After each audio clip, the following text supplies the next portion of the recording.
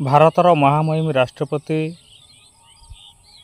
ଶ୍ରୀମତୀ ଦ୍ରୌପଦୀ ମୁର୍ମୁ ମହୋଦୟା, ଆମର ପ୍ରିୟ ପ୍ରଧାନମନ୍ତ୍ରୀ ନରେନ୍ଦ୍ର ମୋଦିଜୀ, ପ୍ରିୟ କେନ୍ଦ୍ର ଗୃହମନ୍ତ୍ରୀ ଅମିତ ଶାହଜୀ, ଓଡ଼ିଶାର ଉଦାର ହୃଦୟବାଦୀ ମୁଖ୍ୟମନ୍ତ୍ରୀ ଶ୍ରୀଯୁକ୍ତ ମୋହନ ମାଝୀଜୀଙ୍କୁ ମୋର ନମସ୍କାର। ମୁଁ ରଞ୍ଜନ କୁମାର ମଲ୍ଲିକ, ନିଖିଳ ଉତ୍କଳ ଗୃହରକ୍ଷୀ ମହାସଂଘ ରାଜ୍ୟ ସଭାପତି, ହୋମଗାର୍ଡ଼ ପ୍ଲାଟୁନ୍ କମାଣ୍ଡର, ଯାଜପୁର। ମୋର ଆୟୁଷ ଅଗଷ୍ଟ 25 ତାରିଖ ପର୍ଯ୍ୟନ୍ତ, କାହିଁକିନା ମୁଁ ଓଡ଼ିଶାର ବିଧାନସଭା ଆଗରେ ଆତ୍ମାହୁତି ଦେବା ପାଇଁ ଚିଠି ପ୍ରେରଣ କରିସାରିଛି। କାରଣ ଭାରତକୁ ସ୍ୱାଧୀନତାର 78 ବର୍ଷ ପରେ ମଧ୍ୟ ଦୀର୍ଘ 63 ବର୍ଷ ଧରି ଓଡ଼ିଶା ଆଉ ସାରା ଭାରତର ହୋମଗାର୍ଡ଼ମାନେ ପରାଧୀନର ଫାଶୀ ଦଉଡ଼ି ବେକରେ ପକାଇ ନିର୍ଯାତନାର ନିଆଁରେ ପ୍ରତ୍ୟେକ ମୁହୂର୍ତ୍ତ ଜଳୁଛନ୍ତି, ଆତ୍ମାହୁତି ଦେଉଛନ୍ତି, ବିଭିନ୍ନ ଅଭାବ ଅନାଟନରୁ ମୃତ୍ୟୁବରଣ ମଧ୍ୟ କରୁଛନ୍ତି। ଆଉ ସବୁଠାରୁ ବଡ଼ କଥା ହେଲା ଦାସତ୍ୱର ଜୀବନ ବିତାଉଛନ୍ତି। ଏସବୁ କହିବାର କାରଣ, ଦେଶ ସ୍ୱାଧୀନ ହେଇଛି ସତ, କିନ୍ତୁ ହୋମଗାର୍ଡ଼ ଆକ୍ଟ 1961-62 ଯେଉଁ ସ୍ୱେଚ୍ଛାସେବୀ ଅଛି, ସ୍ୱୟଂସେବକ ଅଛି, ଉକ୍ତ ଧାରାର ଉପରିସ୍ଥ ଅଧିକାରୀମାନେ ତା'ର ଫାଇଦା ଉଠାଉଛନ୍ତି, ହୋମଗାର୍ଡ଼ମାନଙ୍କୁ ନିର୍ଯାତନା ଦେଉଛନ୍ତି, ଆଉ ତାଙ୍କୁ ଦିନକୁ ଦିନ ଶକ୍ତିହୀନ କରୁଛନ୍ତି, ଆଉ ତାକୁ ନିର୍ଯାତନା ପରେ ନିର୍ଯାତନା ଦେଇ ଚାଲିଛନ୍ତି। ଏହି ଘଟଣା ବା 1961-62 ଆକ୍ଟକୁ ନେଇ ଓଡ଼ିଶାରେ ହୋମଗାର୍ଡ଼ମାନଙ୍କୁ ବେଶୀ ନିର୍ଯାତନା ଦିଆଯାଉଛି। ଯେଉଁ କାରଣ ପାଇଁ ଆମେ ମାନ୍ୟବର ସୁପ୍ରିମକୋର୍ଟରୁ 2023ରେ ନ୍ୟାୟ ପାଇ ମଧ୍ୟ ତା ସମ୍ପୂର୍ଣ୍ଣ ନ୍ୟାୟ ଆମେ ପାଇପାରିନୁ। ଅନ୍ୟପକ୍ଷରେ ମହାମହିମ ରାଷ୍ଟ୍ରପତିଙ୍କୁ ମୁଁ ଇଚ୍ଛା ମୃତ୍ୟୁ ମାଗିଥିଲି କେବଳ ଏହି କାରଣ ପାଇଁ। ମହାମହିମ ରାଷ୍ଟ୍ରପତିଙ୍କ ପାଖରେ ମୋ ଚିଠି ପହଞ୍ଚିଥିଲା। ଉକ୍ତ ଚିଠି ପୂର୍ବତନ ସରକାରକୁ ମଧ୍ୟ କରାଯାଇଥିଲା, ତା'ର କୈଫତ ମଧ୍ୟ ମଗାଯାଇଥିଲା, କିନ୍ତୁ ପୂର୍ବତନ ସରକାର ମହାମହିମ ରାଷ୍ଟ୍ରପତିଙ୍କୁ ସେ ଚିଠିରେ ମିଛ କଥା ଲେଖିକି ଦେଇଛନ୍ତି। RTI ଆକ୍ଟରେ କୌଣସି ତଥ୍ୟ ମାଗିଲେ ତାହା ମଧ୍ୟ ଭୁଲ ଦିଆଯାଉଛି। ବର୍ତ୍ତମାନର ପ୍ରିୟ ମୁଖ୍ୟମନ୍ତ୍ରୀ ମୋହନ ମାଝୀଙ୍କୁ ମଧ୍ୟ ଓଡ଼ିଶାର ହୋମଗାର୍ଡ଼ମାନଙ୍କ ବିଷୟରେ ଭୁଲ ତଥ୍ୟ ଦିଆଯାଉଛି। ଏଠି ଦରମା ତ ଦୂରର କଥା,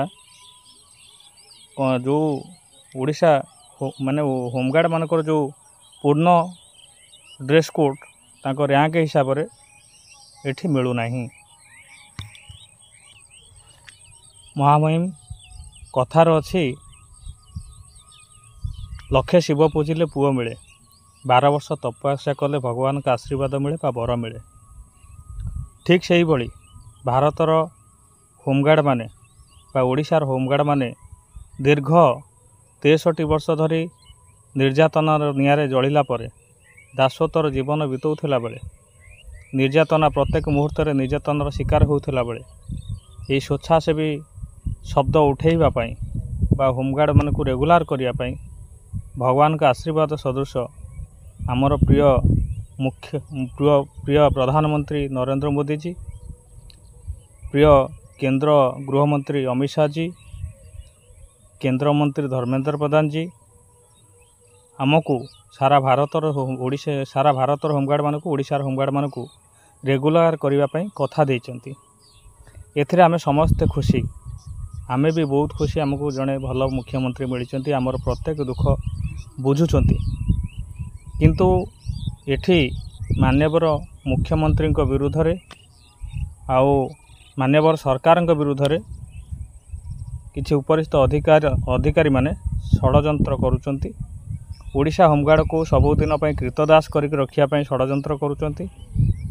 ଆଉ ଏଠି ପ୍ରତ୍ୟେକ ମୁହୂର୍ତ୍ତରେ ହୋମଗାର୍ଡ଼ ନିର୍ଯାତନାର ଶିକାର ହେଉଛନ୍ତି।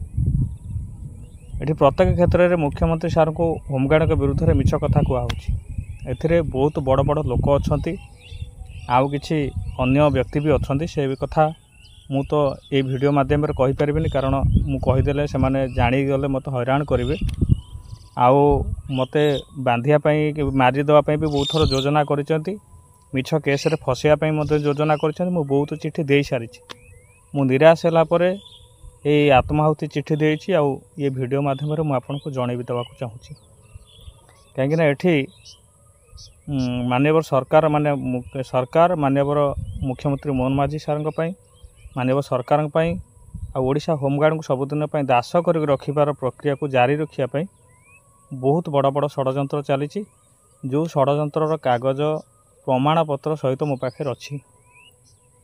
ଏ ଲଢ଼େଇ ମୋର ସରକାରଙ୍କ ବିରୁଦ୍ଧରେ ନୁହେଁ କି ଆମ ଜିଲ୍ଲାର ହାୟର ଅଥରିଟି ଆମ ଏସ୍ପି ସାହେବଙ୍କ ବିରୁଦ୍ଧରେ ନୁହେଁ।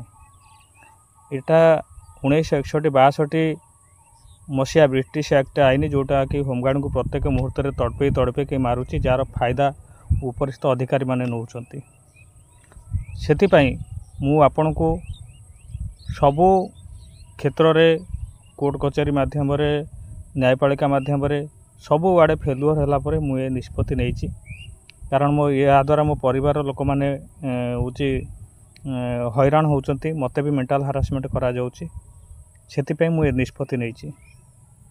ମାନ୍ୟବର ପ୍ରଧାନମନ୍ତ୍ରୀ ମହୋଦୟ, ମୁଖ୍ୟମନ୍ତ୍ରୀ ମହୋଦୟ, କେନ୍ଦ୍ରମନ୍ତ୍ରୀ ଧର୍ମେନ୍ଦ୍ର ପ୍ରଧାନ ସାର୍ ଆଉ ଅନ୍ୟପକ୍ଷରେ ଆମର ଅମିତ ଶାହ ଜୀଙ୍କୁ ମୁଁ ଅନୁରୋଧ କରିବି, ଯେତେ ଶୀଘ୍ର ହୋମଗାର୍ଡ଼ମାନଙ୍କର ଏଇ 61-62 ମସିହା ଆକ୍ଟ ହଟିବ, ଆମେ ଖୁସିରେ ରହିବୁ।